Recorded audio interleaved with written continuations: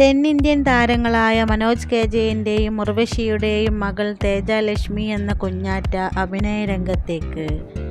ഇക്ക പ്രൊഡക്ഷൻ്റെ ബാനറിൽ മുഹമ്മദ് സാലി നിർമ്മിച്ച് നവാഗതനായ ബീനു പീറ്റർ തിരക്കഥ രചിച്ച് സംവിധാനം ചെയ്യുന്ന സുന്ദരിയായവൾ സ്റ്റെല്ല എന്ന ചിത്രത്തിലൂടെയാണ് കുഞ്ഞാറ്റയുടെ അഭിനയ രംഗത്തേക്കുള്ള ചുവടുവയ്പ്. സ്റ്റെല്ല എന്ന ടൈറ്റിൽ കഥാപാത്രത്തെയാണ് തേജലക്ഷ്മി അവതരിപ്പിക്കുന്നത്. കൊച്ചി ക്രൗൺ പ്ലാസ ഹോട്ടലിൽ നടന്ന വാർത്താ സമ്മേളനത്തിലാണ് ഇക്കാര്യം ഔദ്യോഗികമായി പ്രഖ്യാപിച്ചത്. ചിത്രത്തിൻ്റെ സംവിധായകൻ ബീനു പീറ്റർ, നിർമ്മാതാവ് മുഹമ്മദ് സാലി, ജയരാജ്, നടൻ സർജാനു, പ്രശസ്ത തിരക്കഥാകൃത്ത് സേതു എന്നിവരും വാർത്താ സമ്മേളനത്തിൽ പങ്കെടുത്തു. മകൾ അഭിനയ രംഗത്തേക്ക് കടന്നു വരാനുള്ള താൽപ്പര്യം പ്രകടിച്ചപ്പോൾ അമ്മയുടെ അനുഗ്രഹവും അനുവാദവും വാങ്ങണമെന്ന് പറഞ്ഞിരുന്നുവെന്ന് വാർത്താ സമ്മേളനത്തിൽ മനോജ് കെ ജയൻ പറഞ്ഞു. ദക്ഷിണേന്ത്യൻ സിനിമ കണ്ട ഏറ്റവും മികച്ച അഭിനേത്രിയാണ് ഉർവശിയെന്നും അദ്ദേഹം കൂട്ടിച്ചേർത്തു. മകളുടെ സിനിമാ പ്രവേശനത്തെക്കുറിച്ചുള്ള വാർത്താ സമ്മേളനത്തിൽ അത്യന്തം വികാരഭരിതനായാണ് താരം വിശേഷങ്ങൾ പങ്കുവച്ചത്. അമ്മയോട് നേരത്തെ തന്നെ കഥ പറഞ്ഞിരുന്നു. ഉർവശി വേണ്ട എന്ന് പറഞ്ഞിരുന്നെങ്കിൽ ഈ സിനിമ ചെയ്യേണ്ട എന്ന് തന്നെ ഞാൻ തീരുമാനിച്ചേനെ.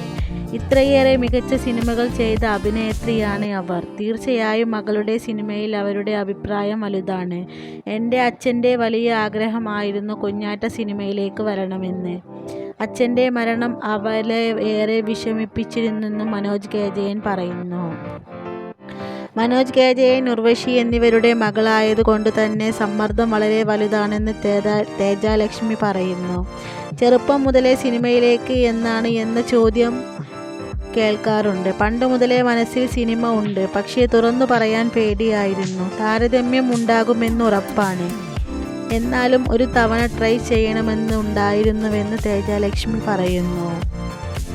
അമ്മ പൂർണ്ണ സമ്മതം തന്നതോടെയാണ് ഇതിലെ സ്റ്റെല്ലയെ അവതരിപ്പിക്കുവാൻ തീരുമാനിച്ചതെന്ന് തേജലക്ഷ്മി പറഞ്ഞു.